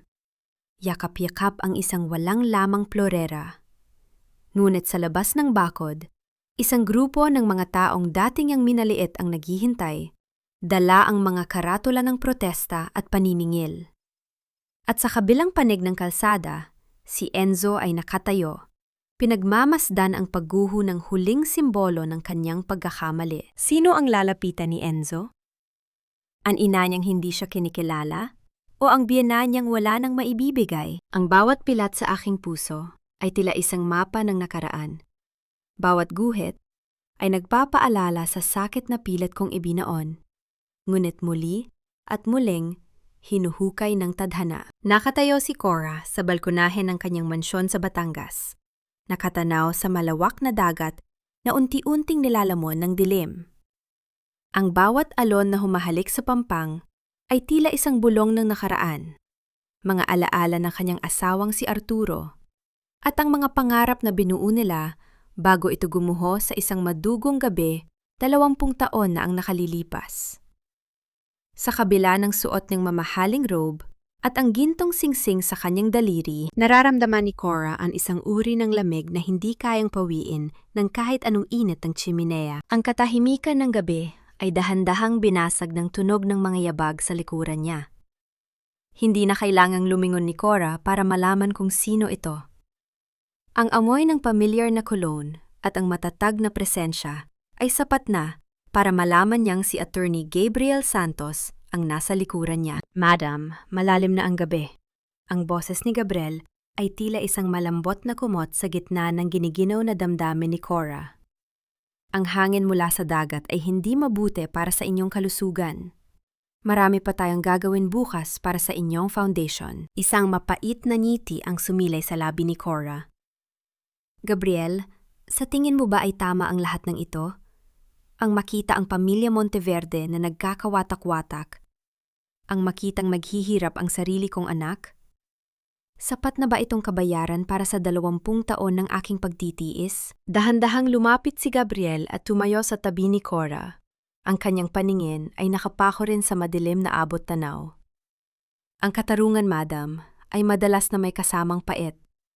Ngunit huwag ninyong isipin na kayo ang may gawa nito sa kanila. Sila ang nagtanim ng sarili nilang pagkawasak. Ang ginawa ninyo ay hinayaan lamang silang anihin ang bunga ng kanilang mga desisyon. Napatingin si Cora kay Gabriel. Sa loob ng 20 taon, ang lalaking ito ang naging tanging sandigan niya. Si Gabriel ang nagtago ng kanyang mga sikreto, ang nagprotekta sa kanyang yaman, at ang tahimik na nagmamasid sa bawat pagluha niya sa dilim. Sa mga sandaling ito, tila may isang eneryang dumadaloy sa pagitan nila. Isang ugnayang higit pa sa pagiging amo at empleyado. Bakit ka nanatili, Gabriel? Ang mahinang tanong ni Cora. Ang kanyang mga mata ay naghahanap ng katotohanan sa mga mata ng abogado. Sa lahat ng taon na nagtitiis ako sa amoy ng isda sa palengke. Sa lahat ng taon na tinatago ko ang aking pagkatao. Bakit hindi mo ko iniwan? Dahan-dahang inabot ni Gabriel ang kamay ni Cora. Ang kanyang paghawak ay puno ng paggalang, ngunit may kasamang init na nagpabilis sa tibok ng puso ng matanda. Nanatili ako dahil ipinangako ko kay Arturo na proprotektahan ko kayo. Pero higit doon, nanatili ako dahil kayo si Corazon. Ang babaeng may pinakamalakas na puso na nakilala ko. Hindi ko kailanman kayang iwan ng isang taong nagbigay ng kulay sa aking katapatan. Ang titigan nila ay tumagal ng ilang segundo. Tila nagpatigil sa takbo ng oras. Ngunit bago pa man lumalim ang damdamin, muling naging seryoso ang mukha ni Gabriel. Madam, may balita ako tungkol kay Enzo. Ang boses ni Gabriel ay naging matigas. Hindi siya tumuloy sa anumang hotel. Nalaman namin na nagtatrabaho siya ngayon sa pier ng Batangas bilang isang kargador. Pilit niyang binabayaran ang mga utang na iniwan ni Bianca sa pamamagitan ng pagbubuhat ng mga sako ng semento. Napahawak si Cora sa pasamano ng balkonahe. Ang kanyang puso ay tila hinahati sa dalawa. Ang bahaging nais parusahan ng anak at ang bahaging nais itong takbuhan at yakapin. Hayaan mo siya. Hayaan mong malaman niya ang bigat ng bawat sentimong kinita ko para sa kanya. Sa kabilang dako ng bayan, sa madilim at maingay na pier, si Enzo ay basang-basa ng pawis. Ang kanyang mga balikat ay puno na ng sugat at pasa mula sa mabibigat na kargamento. Ang bawat hakbang niya sa makitid na tabla patungo sa barko ay tila isang paglalakad sa pagitan ng buhay at kamatayan. Ang kanyang mga kamay, na dati ay makinis at sanay sa paghawak ng baso ng wine, ay ngayon ay nanginginig sa pagod. Bilis! Ipasok niyo na ang huling batch. Malapit na ang bagyo. Ang sigaw ng kapatas ng pier. Sa gitna ng kaguluhan, isang malaking crane ang dahan-dahang nag-aangat ng isang mabigat na container. Ngunit dahil sa lakas ng hangin at sa kalumaan ng mga kagamitan, isang matinis na tunog ng bakal na nababali ang umalingaw-ngaw sa buong pier. Ang malaking container ay biglang gumalaw ng hindi inaasahan. Cliffhanger. Isang malakas na sigaw ang bumasag sa katahimikan ng gabi. Enzo, iwas! Ngunit huli na ang lahat. Ang malakas na tunog ng pagbagsak ng bakal sa semento ay tila isang hatol na nagpatahimik sa buong paligid. Ang huling nakita ng mga saksi ay ang katawan ni Enzo na natakpan ng makapal na usok at alikabok.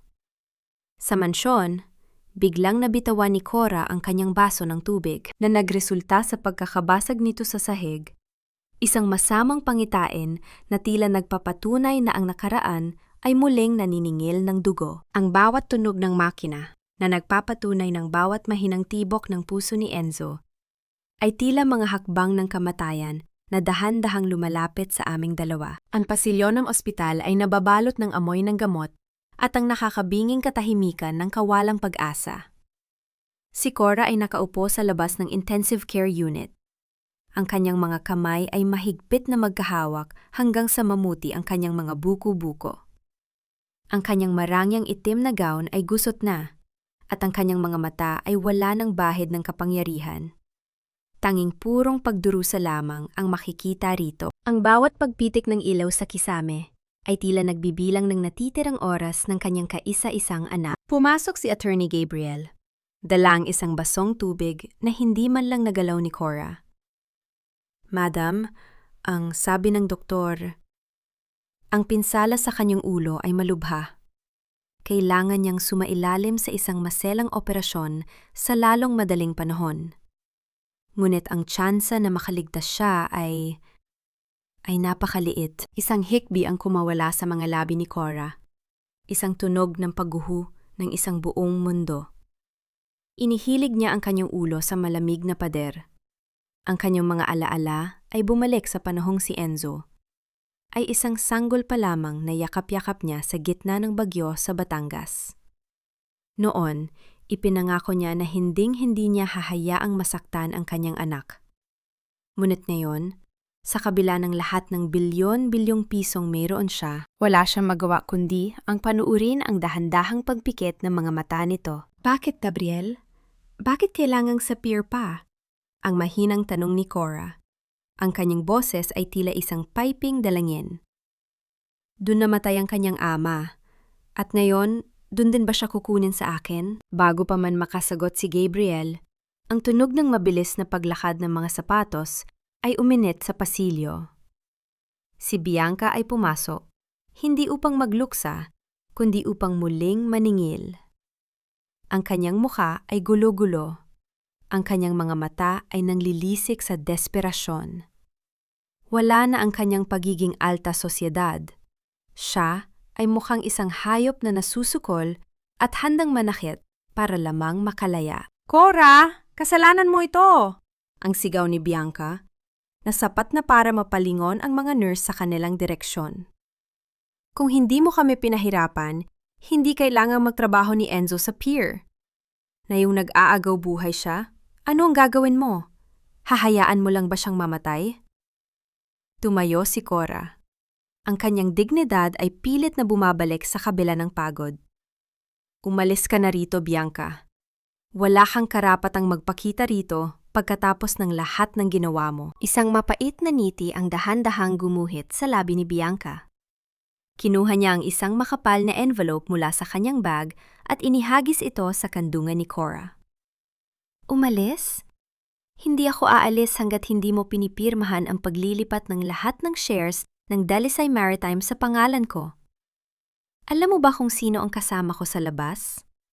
ang mga taong pinagkakautangan ni Daddy ng bilyon-bilyon. At sinasabi ko sa'yo, Cora, isang tawag ko lang.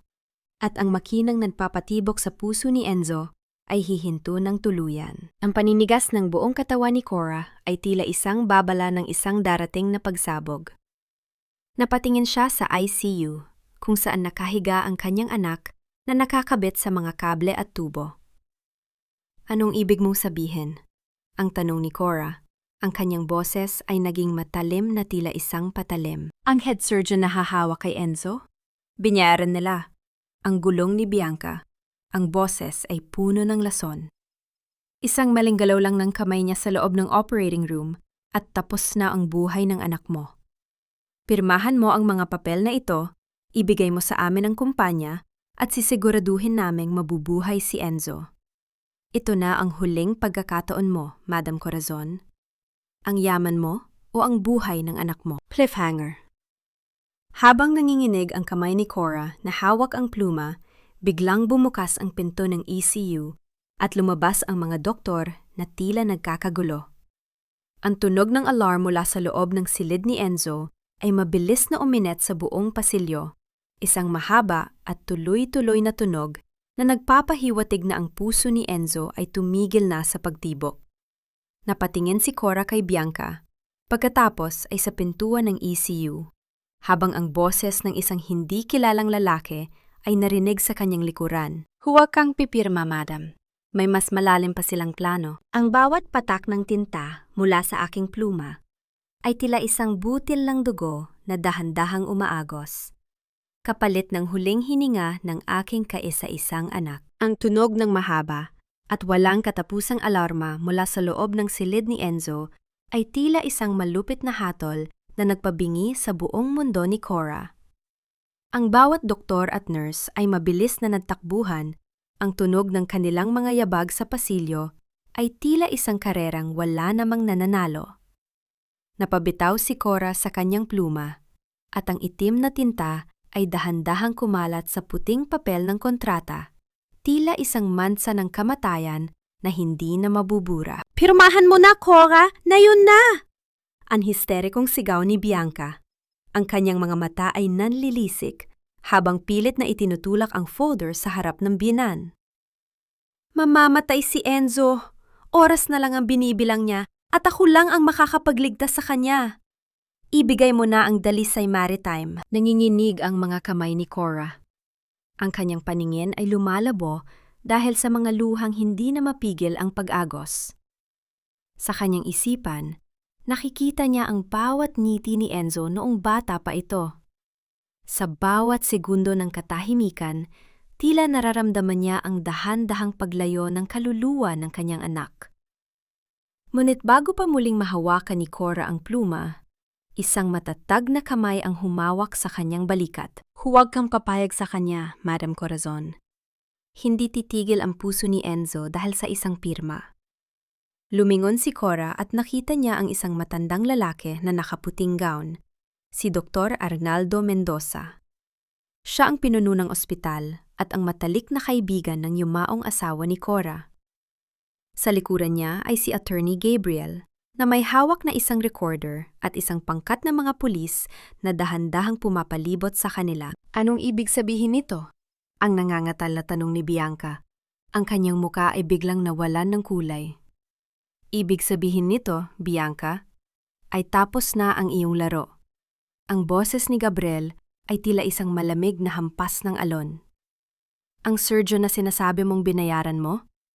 Isang undercover agent siya na ipinasok ko sa loob bago pa man kayo makagawa ng hakbang. Ang tunog ng alarm na narinig natin?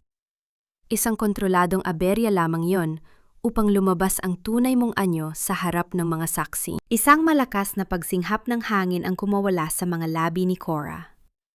Napasandal siya sa pader, ang kanyang puso ay tila nakahanap ng isang maliit na butas para muling huminga. At ang shares na gusto mong makuha, ang pagpapatuloy ni Dr. Mendoza habang nakatingin ng diretsyo sa nanlilisik na mga mata ni Bianca. Hinding-hindi yon mapupunta sa isang mamamatay tao. Ang operasyon ni Enzo ay kasalukuyan ng ginagawa ng pinakamahusay na team sa bansa. At ang mga ebidensyang nakuha namin sa iyong pagbabanta ngayon ay sapat na upang mabulok ka sa kulungan kasama ng iyong ama. Hindi niyo ako pwedeng hulihin. Akin ang lahat ng ito, ang sigaw ni Bianca habang pilit na kumakawala sa mga pulis. Ang kanyang boses ay tila isang asong nasusukol, puno ng pait at kawalang hiyaan. Enzo is nothing without me. Pinatay niyo ang anak niyo dahil sa kumpanyang ito. Dahan-dahang lumapit si Cora kay Bianca. Sa unang pagkakataon, walang mababakas na takot o awa sa mukha ng matanda. Itinaas niya ang kanyang kamay at dahan-dahang hinaplos ang mukha ni Bianca. Hindi bilang isang sampal, kundi bilang isang huling paalam sa demonyong nanahan sa kanyang pamilya. Bianca, ang boses ni Cora ay mahinahon, ngunit puno ng bigat. Ang akala mo ay pera ang nagpapatakbo sa mundong ito. Ngunit ngayong gabi, napatunayan ko na ang pag-ibig ng isang ina ay mas malakas pa sa anumang kasakiman. Ang kumpanyang gusto mong makuha. Yan ang magiging pondo para sa bawat batang naulila dahil sa mga katulad ninyo. Isama nyo na siya. Cliffhanger. Habang kinakaladkad si Bianca palabas ng ospital, ang pinto ng operating room ay dahan-dahang bumukas. Lumabas ang surgeon. Ang kanyang mga mata ay puno ng pagod. Isang malalim na katahimikan ang bumalot sa buong pasilyo habang dahan-dahang tinatanggal ng doktor ang kanyang face mask. Madam Corazon, ang operasyon ay tapos na. Napahawak si Cora sa krus sa kanyang leeg. Naghihintay sa susunod na salitang magpapasya kung siya ba ay uwi ng may anak o uuwi ng may bit-bit na kabaong. Ligtas ang iyong anak, Madam Corazon. Isang himala ang nangyari sa loob ng operating room. Ngunit ang determinasyon ni Enzo na mabuhay ang tunay na nagligtas sa kanya. Ang mga salitang iyon mula sa doktor ay tila isang malamyos na musika na nagpatigil sa mundo ni Cora. Ang bigat na kanina lang ay tila isang bundok na nakadagan sa kanyang dibdib ay dahan-dahang naglaho, napalitan ng isang mainit na daloy ng pasasalamat. Napaluhod si Cora sa malamig na sahig ng ospital. Ang kanyang mga luha ay malayang umagos, hindi na dahil sa sakit, kundi dahil sa isang panibagong pag-asa. Ang bawat paghikbi niya ay tila isang dasal na sa wakas ay narinig ng langit. Habang unti-unting sumisikat ang araw sa labas ng bintana ng ospital, ang balita tungkol sa pagbagsak ng mga Monteverde ay mabilis na kumalat sa buong bansa. Ang mga screen sa bawat kanto ng Makati ay nagpapakita ng mukha ni Don Rigor at Bianca na nakasuot na ng kulay kahel na uniporme ng bilangguan. Ang imperyong itinayo nila sa dugo at kasinungalingan ay tuluyan ng gumuho. Si Doña Violeta, na dating reyna ng alta sosyedad, ay nakuhanan ng video na pilit na itinatago ang mukha habang inilalabas sa kanyang mansyon na wala ng kuryente at tubig. Ang kapalaran ay tila isang malaking bilog. Ang mga taong dating nang hamak sa kahirapan ay ngayon ay nakararanas ng tunay na kawalan. Sa gitna ng tagumpay na ito, isang mahalagang misyon ang hinarap ni Cora. Kasama si Attorney Gabriel, tumayo siya sa harap ng malaking media briefing sa headquarters ng Dalisay Maritime. Sa kanyang likuran ay ang malaking larawan ng kanyang yumaong asawa na si Arturo. Ngayong araw, ang panimula ni Cora, ang kanyang boses ay matatag at puno ng dignidad. Hindi lamang natin binabawi ang kumpanyang ninakaw sa amin. Ngayong araw, linilinis natin ang pangalan ng isang lalaking pilit na dinungisan ng kasakiman ng iba. Arturo Dalisay was never a failure. He was a visionary who was betrayed by those he trusted. Today, justice has finally come home. Ang palakpakan sa loob ng silid ay tila isang malakas na alon na nagpapatunay ng tagumpay ng katotohanan. Ang bawat pahayagan ay naglatala ng paghingi ng paumanhin sa pamilya Dalisay. Ang mansanang nakaraan ay tuluyan ng nabura. Pagkalipas ng ilang linggo, muling nabuksan ang malaking pintuan ng mansyon sa Batangas. Ngunit hindi isang magarbo at mayabang na Enzo ang pumasok. Si Enzo ay dahan-dahang humakbang. Ang kanyang katawan ay mahina pa mula sa operasyon. Ngunit ang kanyang mga mata ay may taglay na bagong uri ng liwanag. Isang liwanag ng pagpapakumbaba. Hindi siya tumuloy sa malaking sala. Sa halip, tumigil siya sa kusina, kung saan nakita niya ang kanyang ina na naghahanda ng simpleng hapunan. Ang amoy ng sinaing at tuyo ay pumuno sa hangin, ang amoy ng tunay na tahanan. "Ma?" ang mahinang tawag ni Enzo. Ang boses niya ay nanginginig, hindi sa takot, kundi sa matinding pagsisisi. Dahan-dahang lumingon si Cora. Nakita niya ang kanyang anak na nakayuko. Ang mga kamay ay nasa tagiliran, tila isang sundalong sumusuko sa gitna ng labanan. "Hindi ako narito para hingin ang aking posisyon sa kumpanya, Ma," ang sabi ni Enzo habang dahan-dahang lumuluhod sa harap ng kanyang ina. "Narito ako dahil gusto kong simulan ang pagbabayad sa lahat ng sakit na ibinigay ko sa iyo.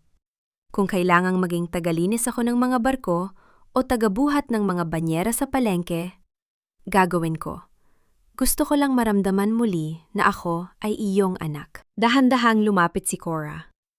Ang kanyang kamay, na dati ay itinaboy ni Enzo, ay ngayon ay dahan-dahang humaplos sa buhok ng kanyang anak.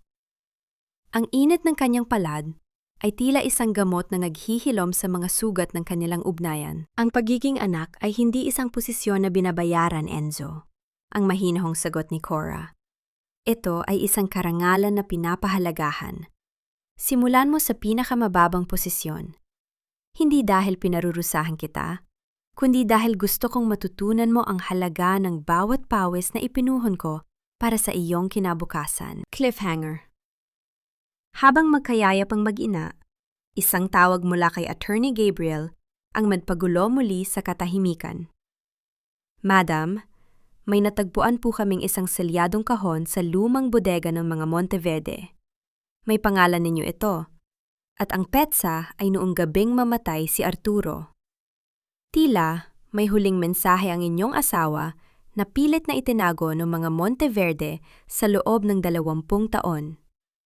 Ang kaba sa dibdib ni Cora ay muling bumalik. Ano ang lihim na ito na maaari pang magpabago sa lahat? Ang bawat patak ng pawis na gumagapang sa aking likod ay tila isang paraan ng paglilinis sa aking maruming nakaraan. Bawat sako ng bigas na aking pinapasan ay mas magaan pa kaysa sa bigat ng pagsisisi sa aking dibdib. Ang sikat ng araw sa pier ng Dalisay Maritime ay tila isang matalim na liwanag na naglalantad sa lahat ng dumi at hirap ng buhay sa pantalan. Ngunit para kay Enzo, ang init na ito ay isang uri ng pagpapala. Nakasuot siya ng simpleng sando at pantalon na puno ng mansa ng langis at alikabok. Ang kanyang mga kamay, na dati ay sanay lamang sa pagpindot ng keyboard sa opisina, ay ngayon ay puno na ng mga sugat at paltos. Wala na ang Sir Enzo na kinatatakutan ng lahat. Ang tanging naroon ay isang lalaking pilit na binubuo ang kanyang pagkatao mula sa mga basag na piraso ng kanyang pagkakamali. "O Enzo, dahan-dahan lang sa pagbubuhat, baka bumukas uli ang tahi mo," ang sigaw ni Mang Isko. Ang matandang kapatas na dati ay minaliit ni Enzo. Ang boses nito ay wala ng bahid ng galit, kundi puno na ng tunay na pagmamalasakit. Ngumiti si Enzo, isang ngiti na ngayon lamang nakita sa kanyang mukha. Tunay, mapagpakumbaba, at walang halong kayabangan. "Kaya ako pa, Mang Isko. Mas masarap pala ang lasa ng tubig kapag ganitong pagod ka sa trabaho." Sa kabilang gako, sa loob ng kanyang opisina, dahan-dahang binuksan ni Cora ang misteryosong kahon na natagpuan sa bodega ng mga Monteverde. Kasama niya si Attorney Gabriel, na tahimik na nagmamasid sa bawat galaw niya. Ang amoy ng lumang papel at alikabok ay pumuno sa hangin. Tila ba ang nakaraan ay muling nabuhay sa loob ng 4 na sulok ng silid. Sa loob ng kahon ay may isang makapal na notebook at isang selyadong liham na may sulat kamay ni Arturo. Sa bawat salitang binabasa ni Cora, tila naririnig niya ang boses ng kanyang asawa mula sa kabilang buhay. "Cora, mahal ko," ang panimula ng liham. Alam ko na ang aking buhay ay nasa panganib dahil sa mga ebidensyang nakuha ko laban kay Rigor. Ngunit ang notebook na ito ay hindi tungkol sa galit. Ito ang blueprint para sa Dalisay Village, isang libreng pabahay at ospital para sa lahat ng mga manggagawa sa dagat. Ito ang pangarap ko para sa ating anak na si Enzo. Gusto kong matutunan niya na ang tunay na kapangyarihan ay hindi nasa dami ng barko, kundi sa dami ng buhay na nailigtas mo. Ang bawat salita ni Arturo ay tila isang haplos sa pusong sugatan ni Cora. Ang notebook ay naglalaman ng mga detalyadong plano, mga guhit, at maging ang mga personal na mensahe ni Arturo para kay Enzo na hindi na nito naibigay. Ang mga Monteverde ay pilit na itinago ang mga ito dahil alam nilang ang pangarap na ito ang magbibigay ng tunay na lakas sa mga Dalisay. Isang hapon habang nagpapahinga ang mga manggagawa sa pier, dumating ang sasakyan ni Cora. Lahat ay napatayo bilang paggalang. Ngunit mabilis na itinaas ni Cora ang kanyang kamay upang pigilan sila.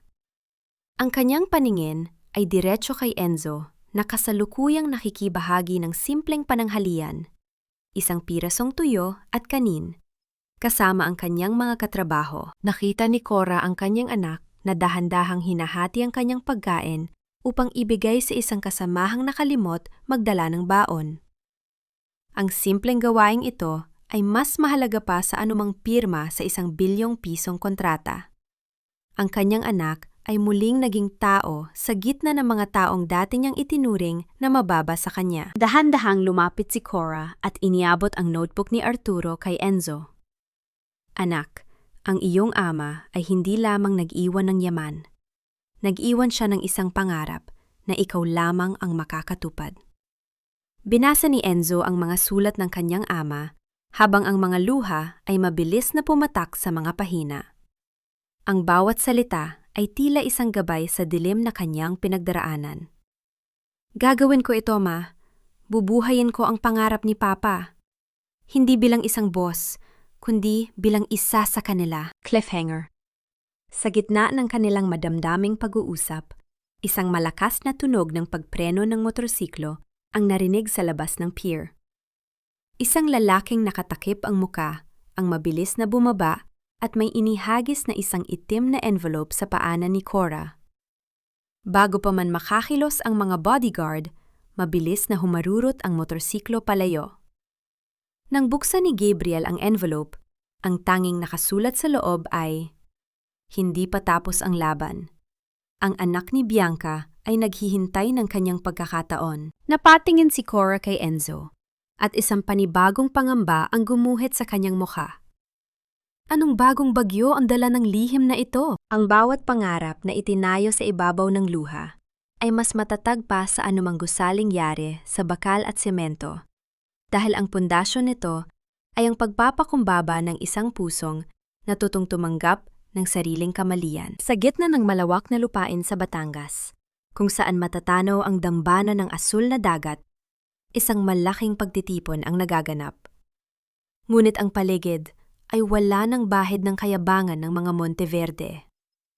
Ang bawat upuan ay inuukupa ng mga manggagawa sa pier, mga pamilyang dating nagditiis sa barong-barong, at ang mga taong ang mga kamay ay puno ng kalyo. Ang hanging amoy dagat ay tila nakikigulo sa masayang ingay ng mga bata. Ito ang araw ng inaugurasyon ng Arturo's Legacy, ang Dalisay Village. Nakatayo si Cora sa gitna ng entablado. Suot ang isang simpleng barot-saya na gawa sa katutubong tela. Ang kanyang muka ay maliwanag, hindi habil sa mga hiyas, kundi dahil sa kapayapaang nahanap niya sa wakas. Sa kanyang tabi ay si Attorney Gabriel, na nananatiling matatag na anino ng kanyang katapatan. Ngunit ang pansin ng lahat ay nasa lalaking dahan-dahang umaakyat sa entablado. Si Enzo. Wala na ang mamahaling taksido ni Enzo. Nakasuot siya ng malinis na polo barong at ang kanyang mga braso ay bakas pa rin ang mga peklat ng hirap mula sa pier. Humawak siya sa mikropono, ang kanyang mga kamay ay hindi na nanginginig sa takot, kundi sa matinding emosyon. Sa harap ninyong lahat, ang panimula ni Enzo. Ang boses niya ay umalingaw-ungaw sa buong baryo. Gusto kong humingi ng tawad.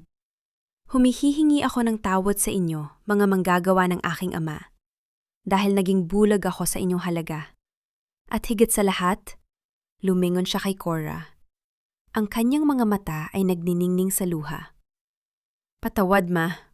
Noong gabing dapat ay pinoprotektahan kita, pinili ko ang aking sariling dangal. Ngunit itinuro mo sa akin na ang tunay na dangal ay hindi nakukuha sa pag-akyat sa mataas na posisyon, kundi sa pagbaba upang tulungan ang mga nasa ibaba. Ang palakpakan ng mga tao ay tila isang malakas na alon na nagpapahiwatig ng pagtanggap at pagpapatawad.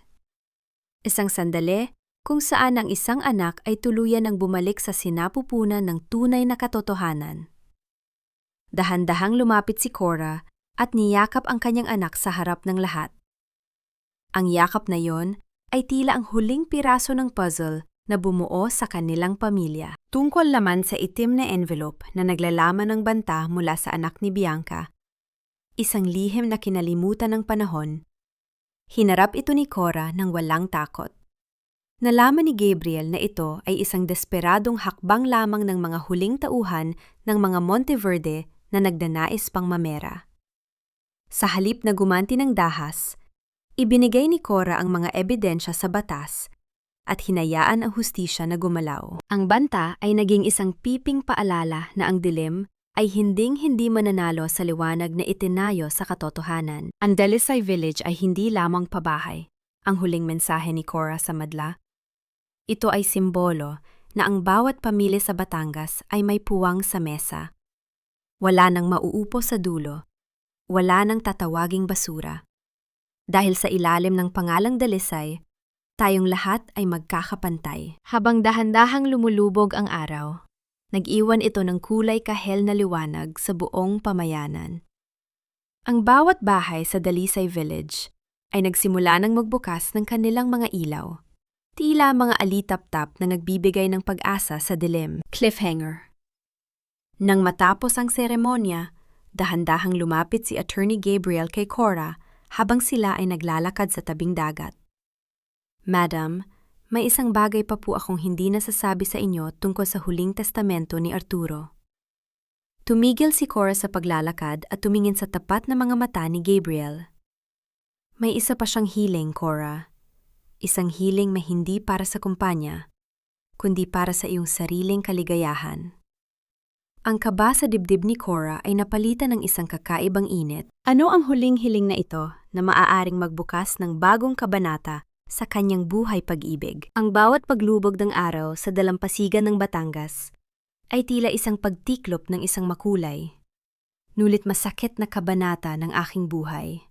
At ang bawat muling pagsikat nito ay nagdadala ng liwanag na hindi na kayang itago ng anumang anino ng kahapon. Nakatayo si Cora sa tapat ng malawak na bintana ng kanyang bahay sa Dalisay Village. Hindi na siya nakasuot ng mamahaling gown mula sa Makati, kundi isang simpleng puting bestida na gawa sa preskong cotton. Ang kanyang muka ay wala ng bahid ng paet. Ang bawat kulubot sa kanyang balat ay tila mga guhit ng karunungan at kapayapaan. Pinagmamasdan niya ang mga ilaw sa paligid ng ngayon. Ang bawat tahanan ay puno ng tawanan ng mga pamilyang dati ay nakalimutan na ng mundo. Dahan-dahang pumasok si Enzo sa silid. May bitbit na 2 tasa ng mainit na tsokolate. Ang kanyang mga kilos ay hindi na mabilis at mayabang. Bawat galaw niya ngayon ay puno ng pag-iingat at respeto. Naupo siya sa tabi ng kanyang ina. At sa unang pagkakataon, sa loob ng maraming taon, naramdaman nila ang tunay na init ng pagiging mag-ina na walang nakatagong lihim o takot. Ma, handa na po ang lahat para sa paglipat ng pamamahala sa foundation bukas, ang mahinang sabi ni Enzo. Gusto ko pong malaman ninyo na sa bawat desisyong gagawin ko, lagi kong iisipin ang mga kamay ninyong napuno ng kalyo sa palengke. Iyon ang magiging kumpas ko sa tamang daan. Ngumiti si Cora at dahan-dahang hinawakan ang kamay ng kanyang anak. Sapat na sa akin yon, Enzo. Ang makita kang muling nakatayo ng may dangal, hindi dahil sa pera ng mga Dalisay, kundi dahil sa tibay na iyong sariling paninindigan. Yun ang pinakamalaking yaman na maaari kong iwan sa mundong ito. Nang lumabas si Enzo, dahan-dahang lumapit si Attorney Gabriel kay Cora. Hawak niya ang huling liham ni Arturo na binanggit niya sa inaugurasyon. Ang boses ni Gabriel ay tila isang bulong ng gabi. Puno ng damdaming 20 taon na niyang itinatago. Ang huling hiling ni Arturo, Cora. Ang panimula ni Gabriel. Ang kanyang mga mata ay diretsong nakatingin sa mga mata ng babaeng kanyang pinagsilbihan ng buong buhay. Hindi ito tungkol sa kumpanya. Ang sabi niya, kapag dumating ang araw na payapa na ang lahat, nais niyang palayain mo ang iyong puso. Nais niyang malaman mo na karapat-dapat ka ring mahalin at alagaan, hindi bilang isang chairwoman, kundi bilang isang babaeng nagbigay ng lahat para sa iba. Ang tunog ng mga alon sa labas at ang mahinang pag-ihip ng hangin sa mga kortina ay tila sumasang-ayon sa katotohanang matagal nang naroroon. Dahan-dahang ipinatong ni Gabriel ang kanyang kamay sa ibabaw ng kamay ni Cora. Sa pagkakataong ito, hindi inalis ni Cora ang kanyang kamay. Sa halip, hinayaan niyang maramdaman ang init ng isang bagong pag-asa. Isang pag-ibig na tahimik, matapat, at handang maghintay ng habambuhay. Ang kwento ni Cora Dalisay ay hindi lamang tungkol sa isang reynang nagtago sa balat ng isang mahirap. Ito ay tungkol sa kapangyarihan ng pagpapakumbaba at ang hindi matatawarang halaga ng dangal ng isang tao. Ang tunay na hustisya ay hindi nakukuha sa pagdurog sa kalaban, kundi sa pagbuo muli ng sariling pagkatao at pagtulong sa iba na mahanap ang kanilang sariling liwanag.